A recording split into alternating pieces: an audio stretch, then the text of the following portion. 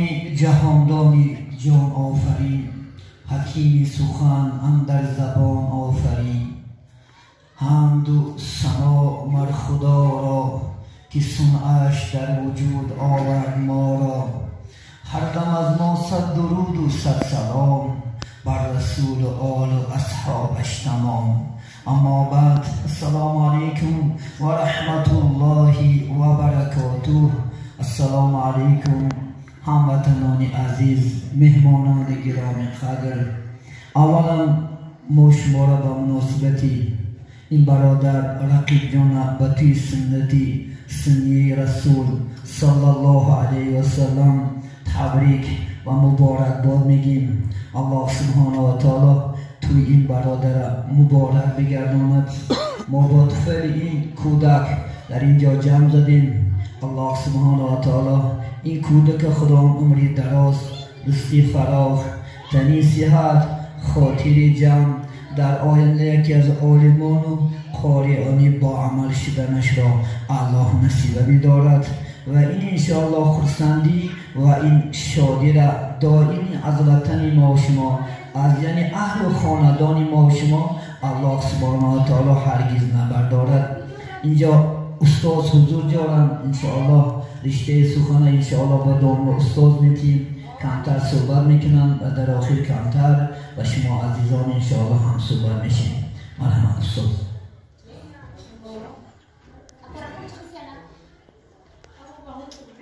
أعوذ بالله من الشيطان الرجيم. بسم الله الرحمن الرحيم. نحمده ونصلي على رسوله الكريم. أما بعد.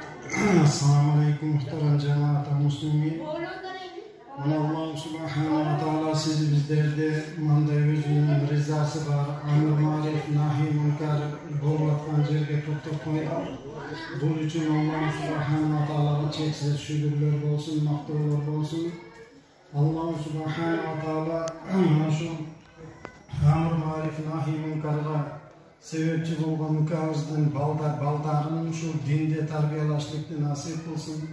Ömürlerini uzun rızıkları palvan olsun. Oşol kızlarının içinden katta hali, katta alimler çıksın.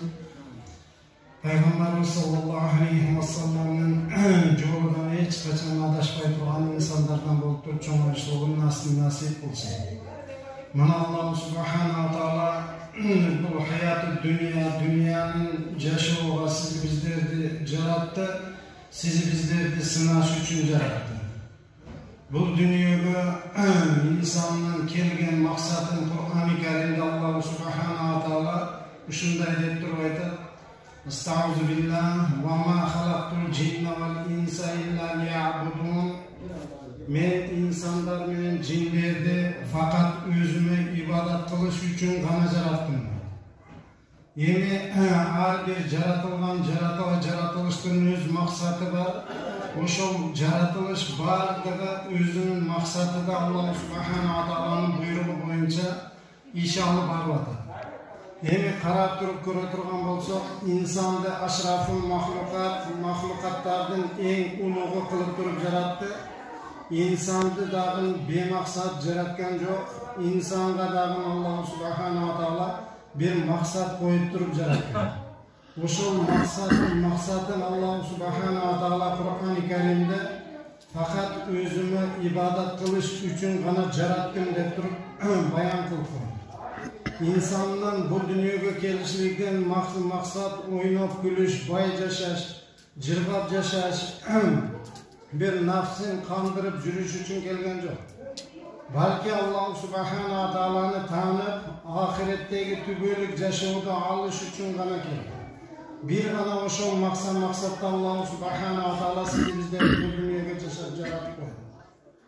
Yeme kaysı o nerse öz maksadı da payda bula turgan bolsa, öz maksadı da jüre turgan bolsa Allah subhanahu wa ta'ala'nın aldıda savap mükafatlar var. Yeme maksatıdan çıkan nerse bir halakat, kiro, bir camandıka uçuray turgan bolup turgan. Mana Peygamber sallallahu aleyhi ve sellem'in hadislerinin manisi de şunday dep turup keledi. Kıyamet günü bolganda insan, adam balasın Allah subhanahu wa ta'ala surak savalga alat. Surak savalga cevap berip bara berет. Бирок инсанга төр нерседен суроо берилгенде инсан өзүнүн эмне деп айтыш бир үзүрүн таппастан халакатка учурат. Инсандын кадамы тая турган нерсе мына ушул 4 суроо менен гана таяк. Ван умрихи биринчи кыямат күнүдө Аллах субханаху ва таала сурай турган нерсе өмүрүдөн суралат.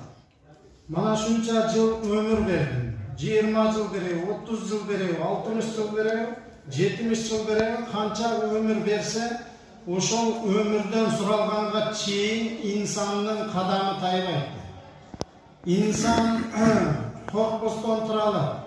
Mana şol ömürdün barası da suralganda insanın ayağının tayışlığı oşundan başlandı. Mana 60 yıl, 70 yıl ömür vergen bolsa, ошол өмүрдү кайсыл жака сарптадың? Аллахтын ризасы үчүн сарптадыңбы, сарптабадыңбы? Аллах субханаху ва тааланын таат ибадаты ошол өмүрдүн ичинде канчалык даражада болду? Канчасын ибадат менен өткөздүң? Канчасын оюн күлкү тамаша менен өткөздүң? Канчасын бединдик динге амал кылбастан канча өмүрүңдү өткөзгөн болсоң, ошол үчүн жооп берип аткан вакытта инсандын халакатка учурашы ошолдо пайда болду. Мана Аллах субханаху ва таала биздерге ошол таат ибадатынын вактын көрсөтүп койгон. Кыз балдарга 9 жаштан Аллах субханаху ва тааланын таат ибадатын кылсын, фарз болуп туруп намазда жүктөлөт, орозо кармашылык жүктөлөт. Ошол 9 жаштан баштап өлгөнгө чейин кадыр вакытта канча ибадат кылып алды, канча ибадат кыла албады, ошондон суралат. Мана бир эле нерсени мисал кылып туруп өтүп кетебиз. Пайгамбарыбыз саллаллаху алейхи ва саллам бир хадисиде ушундай деп туруп айтты: "Ман тарака салата бигайри узрин уқиба финнар." Bir adam üzürsüz bir ele namazın kaza kıla turgan bolsa, kıyamet günüde dozokta bir hukuk azap alattı. Bir hukuku kança de turup sahabalar suraganda, bir hukuku 80 yıl dedi. Mana Allah subhanahu wa taala kıyamet günü olganda mahşar maydanında ölümdü, ajaldı, koydun sürötü de alıp gelip durup, ошол мына силер дүйнөдө коркуп жашаган өлүм мына эми мындан бул жагга өлүм жок. Өлүм жок деп туруп койдун сүрөтүдө ажалды эмне кылат? Муздап таштайт, союп салат. Эми инсандын жашообу ошондон баштап туруп түбөлүккө айланды. Инсан Кур'ан-ы Каримде ушундай деп туруп келет: Yaqulul kafiru ya laytani kuntu turaba. Attin men insan bolup bu dünyada jaralganımdan ko'ra toprakka aylanıp ketkenimde dep turup arman kıldı. Birok armanı keçti. Jannatka kirgen insanlar şükür kılar. Şunun üçün bu dünyada insanda Allah subhanahu wa ta'ala sınoo maksatıda ahirettin tübölük jaşoonun alış maksatta gana jalattı. Mana эми карап туруp көрө турган болсак, ahiret үчүн канчалык амал кылып атабыз, канчалык ahiret үчүн даярданып атабыз. Ва дүйнө үчүн канчалык вакыт сарптап атабыз, канчалык мээнет кылып атабыз, өзүңүз тасаввур кылып туруп көрүңүз.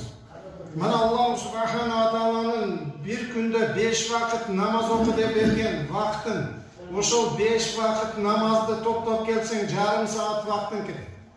Ошол жарым saatты Allah subhanahu wa ta'ala'nın rızası, Allah'ın buyruğu деп туруп, ошол namazga ажырата албайсың. Lekin Allah subhanahu wa ta'ala'nın bu dünyögө зийнат кылып туруп көрсөтүп койгон дүнүйөнүн аркасынан kechke çeyin жүрүп туруп чарчабайсың. Ошону дүнүйөнү топтоп атып туруп bir namazın kalıp ketти, же болбосо bir orozon kalıp ketти деп туруп өкүнбөйсүң. Бұл мақсатта келген емес инсан, адам баласы.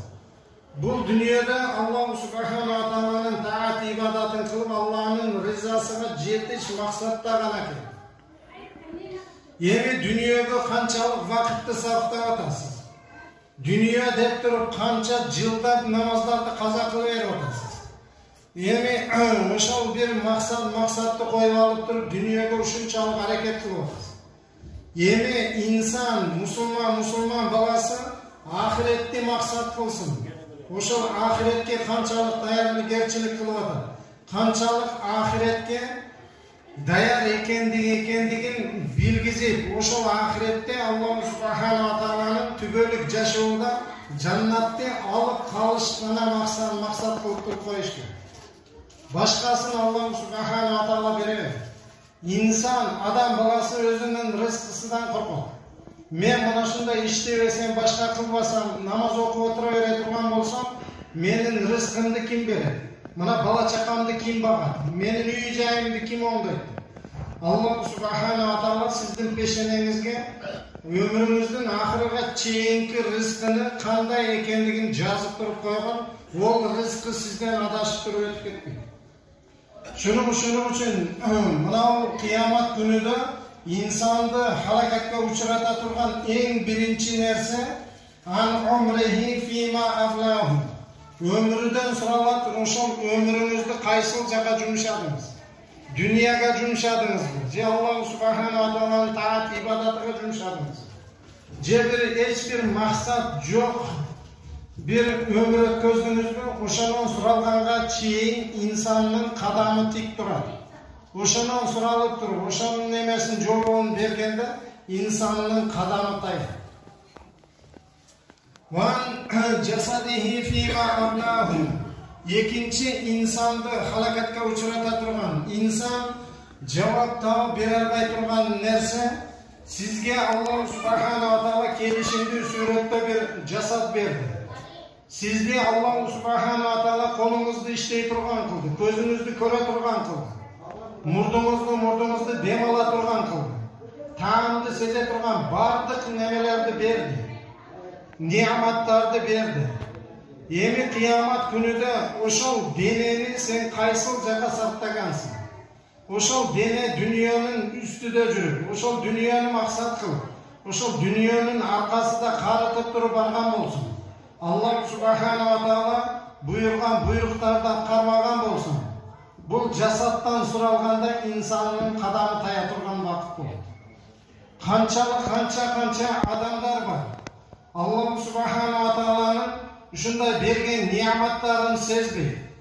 Mana kaysı bir niyamat insanga berilingen bolsa, hazır bizdin oyumuz uşunday, bu Mana berilingen Allah Ta'ala tarafından berilingen.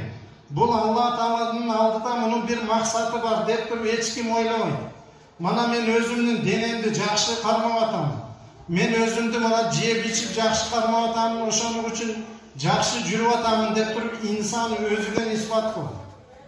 Bunu Allah Subhanahu wa Ta'ala berdi. Közdün niyamatın kanday niyamat ekendigin insan adam balası kaçan iki körbey kalganda, közdün kançalık kadır barkı var, kançalık bir ulug niyamat ekendigin, hiç kim jasa bere alбай turgan niyamat ekendigin közdön ajragan insan bu. Közün körüp tursa, özün körgözüp atkanday jüre beresin. Buna kıyamet günüde insanda Allah Subhanahu wa Ta'ala jasadihi fima ablahu. Men sana mana şunday jasad berdim, uşunday kuvvat berdim, kolu put berdim, köz berdim. Mana şu niyamatlardı kaysıl nersede karıttın. Dünya dep turup, ошол dünyanın kötüden жүрüp, Allah Subhanahu wa Ta'ala'nın taat ibadatını toktotup turup, kaza kılıp, başka kılıp turup, ошол nerseni emetken bolson, insan bu nersege cevap taap albayt. Şonu için Allah Subhanahu wa Ta'ala Kur'an-ı Kerim'de uşunday dep turup aytat: "Estağuzu billah al-yawma nahtimu ala afwahihim." Kıyamet günü de bolganda insan, adam balası özüge özür izdi.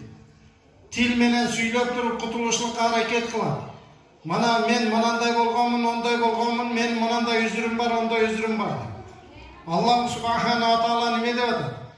Кыямат күнүдө ал-яума нахтиму ала афвахихим. Кыямат күнүдө ооздорго мөһүр уруп коебуз. Тилиңиз сүйлөбөй калат. Tukаллимуна айдихим ва ташхаду аржулухум. Сиздин бул дүйнөдө кылган амалдарыңызга мына колуңуз менен кайсыл амалды кылган болсоңуз, колуңуз шахадат берет, күбөлүк берет. Мени менен мына ушундай харам амалды кылган, мени менен мындай халал амалды кылган, мени менен мына ушундай хайры сахават жакшылыктарды кылган деп туруп колуңуз эмне кылат? Шахадат берет. Ва ташхаду аржулухум. Сиздин путуңуз сизди бул дүйнөдө кайсыл жерлерге алып барган болсо, басып барган болсо, тилиңиз сүйлөбөгөндө Аллах субхана ва тааланын алдыда путуңуз эмне кылат? Күбөлүк берет. Мени менен мынандай зинага барган, мени менен мынандай тойго барган, мындай фыск фасад жерге барган. Ушундай инсандын өзүдөн кыямат күнүдө Аллах субхана ва таала күбөлөрдү чыгарып коет. İnsan ondan keyin hiç kanday üzür taба албайт. Şunun için Allah subhanahu wa taala sizi bizlerdi bu dünyaya az gana vakitka jarattı. Az gana vakitin içinde Allah'ın rızasını tavıp Allah subhanahu wa taala'nın taat ibadatını kılıp Allah subhanahu wa taala'nın tübölük cennet yaşauын alış maksatta gana keldi. Kaçan ki insan mana şul nerseni maksat kılıp koya turgan bolsun. Men bul taat ibadat kılıp turup Allah'ın rızasını tavıp kıyamat günü de öz makamında alış üçün gana jaralganmın dep turup özünün maksatın tuğru koy. Oşoga amal kılıp barat eken kıyamat günü de maksatını tabat. Yeme Allah subhanahu wa taala Kur'an-ı Kerim'de وَمَا خَلَقْتُ الْجِنَّ وَالْاِنْسَ إِلَّا لِيَعْبُدُونَ Men insanlar menen cinlerdi fakat özüme ibadat kılış üçün gana jarattım. Bu dünya bu arizi nerse. Kança ömürler ötüp ketip atar. Mana şol üyümdü kurup alayın, üyümdü jasap alayın, maşinamды жаңылап alayın dep turup Allah subhanahu wa taala'nın taat ibadatın toktotup turup Allah subhanahu wa taala'nın rızasından kaçıp atar. Maksatка келели. Allah subhanahu wa taala'nın kanday maksat koygan bolsa, oşol maksat menen emeti. Kıyamat günü bolganda Allah subhanahu wa taala buyurat. Kunu turaba, bardık nerse toprakka aylanıp ket dep turup buyurat. Bardık nerse toprakka aylanıp turup ketet. Oşonda bir gana arman kılgan bol insan bolar. Attin men Allah subhanahu wa taala'nın taat ibadatını kılıp albapmın, Allah'ın rızasına jetip albapmın dep bir gana arman kılgan insan balası, adam balası bolot. Kafirlardın barası da Kur'an-ı Kerim'den ne demek? Ya laytani kuntu turaba. Attin men mana şunday kıyınçılıkka düşkönden körü, bol dünyanın jirgalın körüp, mana şunday kıyınçılıkka düşkönden körü men toprakka aylanıp ketkenimde, toprak bolganımda dep turup arman kıldım. Lekin bu dünyada insanga vakit berildi. Oşol vakitni tuura paydalanışlık berildi. 60 yıl bolobу, 70 yıl bolobу ömür berdi. Oşol ömürdü tuuru paydalanıp turup, oşonday armanga kalbaş üçün gana jaraldı insan bu dünyada. Van ilmihi bima amila bihi. Kıyamat günü de dahi insanda halaketke uçurata turgan nerse bul ilmi. İlim dese bul katta alim bol, katta qari bol. Oşol ilimge amal kılışlık oşolar gale vacip emes. Hazır misal üçün mınavul ülkemizdin baldarının toyda amr marif nahi munkar bolot. Oşol amr marif nahi munkardan kança nerseni siz esingizge tüyüp turup alıp kalsanız oşol sizdin ilminiz bolot. Kanday ibadat kılış gerek, kaysıl nerseden saktanış gerek. Oşol nerselerdi bilip alsanız oşol sizdin ilminiz bolot. Kıyamat günü de albette soralasız. Mana palançının toyda mana şunday nerselerdi eşitkensin. Oşol nerselerdi tüyüp меңе алғансың, ошонун кимисиге амал кылдың. Амал кылдыңбы, кылбадыңбы деп туруп албетте сураласың. Эми алимун вахидун ашадду ала шайтан мин алфи жахили. Bilimdүү insan, ahirеттин илимин билген инсан шайтанга күчтүүрөөк болот 1000 абид ибадат кылган инсандан. Мана карап туруп көрө турган болсоңуз, кайсыл нерсенин илмин ала турган болсоңуз, ошонун фазилетин биле турган болсоңуз, сизге шаук пайда болот. Ошол ибадатка киришиликке бир күчү кубат пайда болот. Мен мына ошол амалды кылышым керек деген максат пайда болот.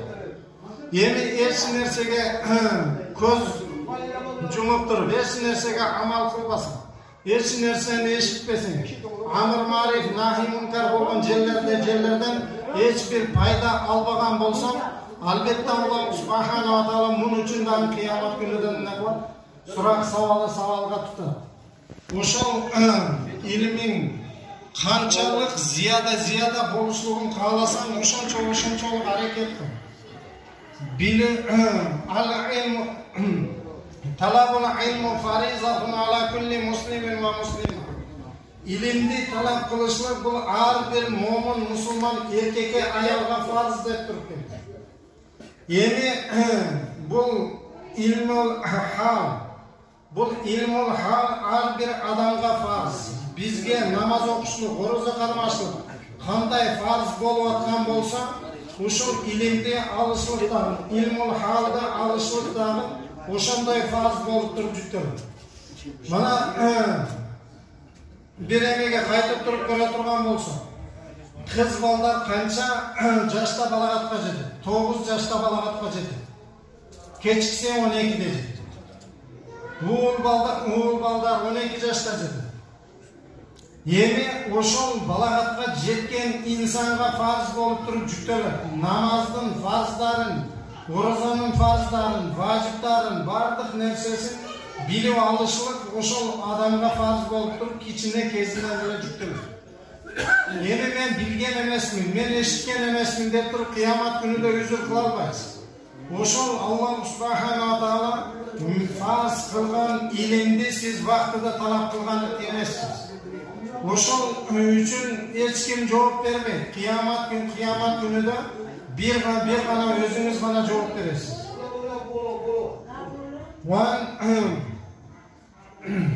Пайгамбар саллаллаху алейхи ва саллам талабул илм фаризатун ала кулли муслимин ва муслима.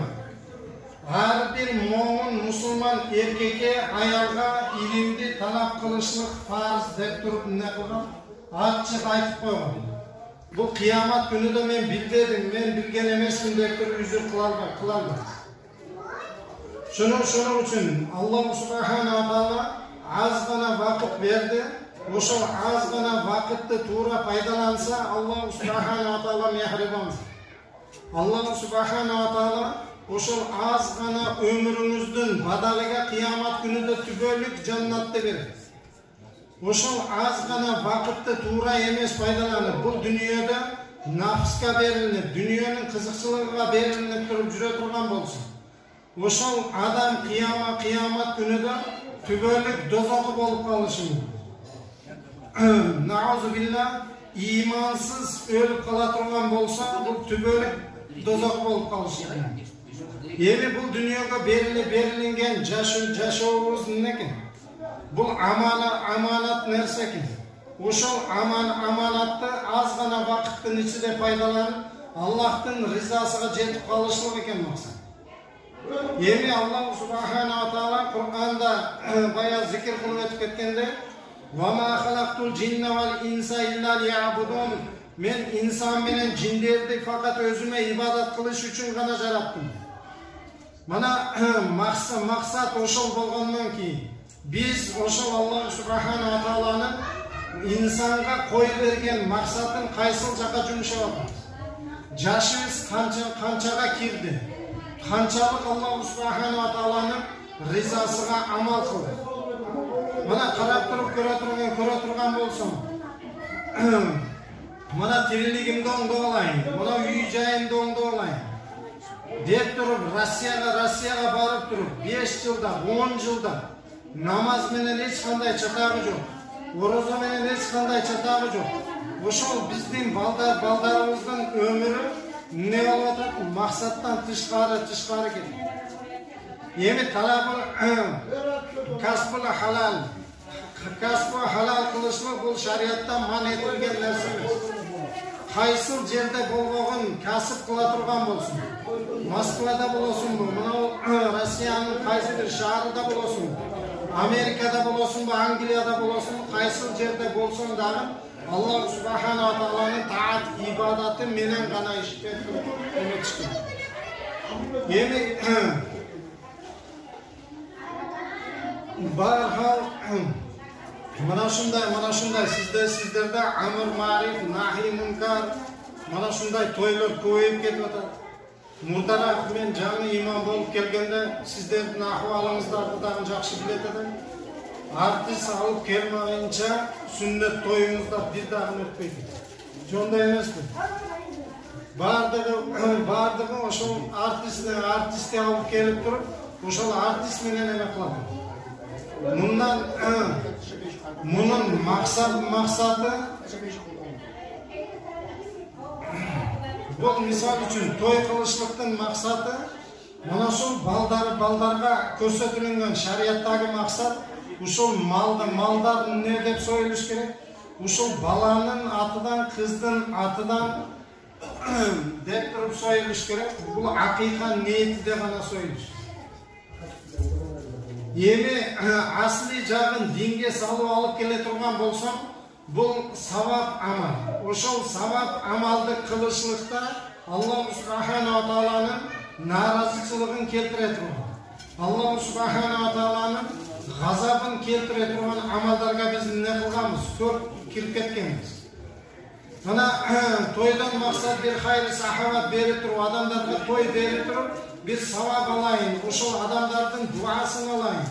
Адамдар жакшы дуаларын берип туруп, мен дагы шариятта, динде мына ушундай өнүп өсөйүн деген максатта кылына турган нерсени бизге кандай акыбалга түшүрүп койгон?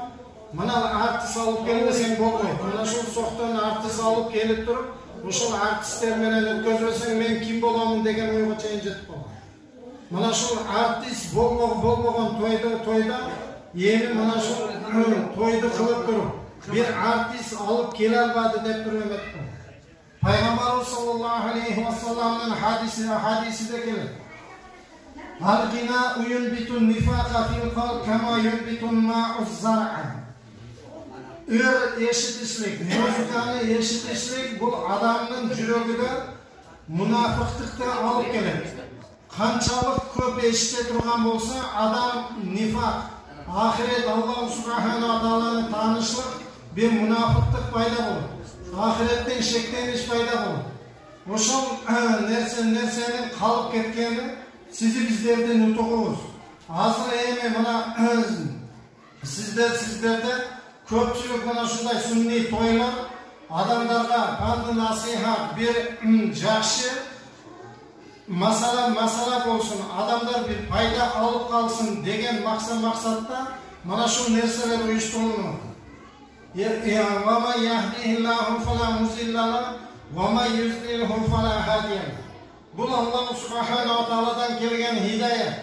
Bu hidayatta Allah Subhanahu wa Ta'ala sizi bizlerge bergende biz bu hidayet yoldu tuğra yoldu tava albaydı.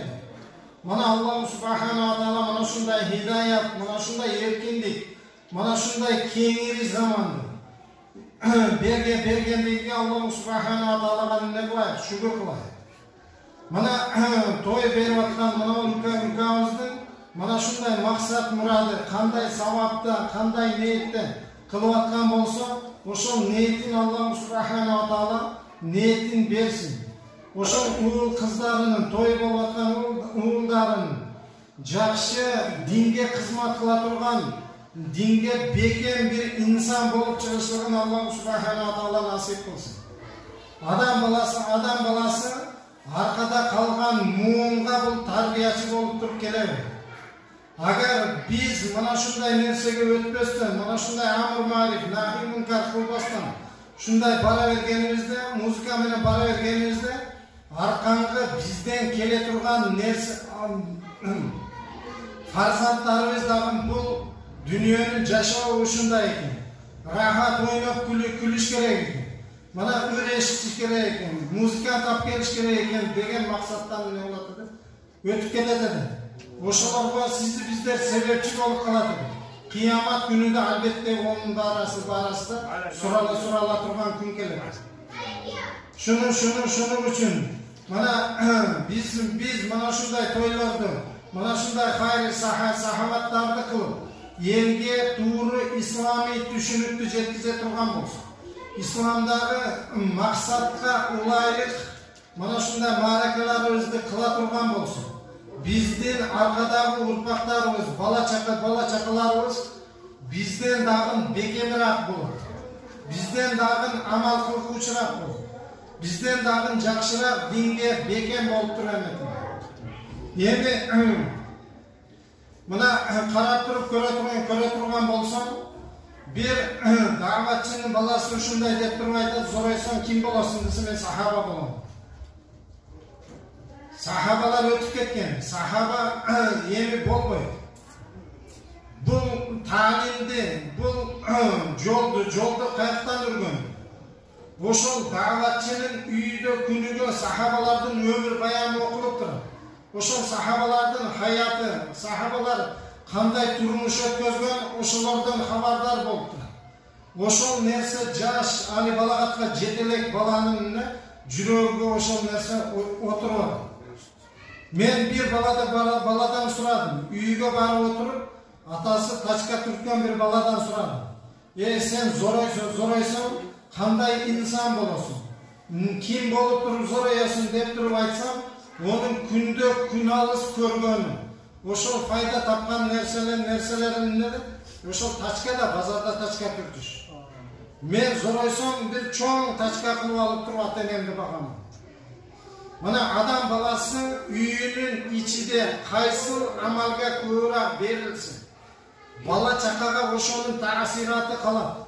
Ошону үчүн диндин таалиматын, диндин түшүнүгүн Аллах Субхана ва Таалага таваккал кылышлыктын, Аллах Субхана ва Тааланын кандай максатта жөнөткөндүгүн биз кичинесинен, балдардын кичинесинен ошол тарбияга көндүрүшүбүз.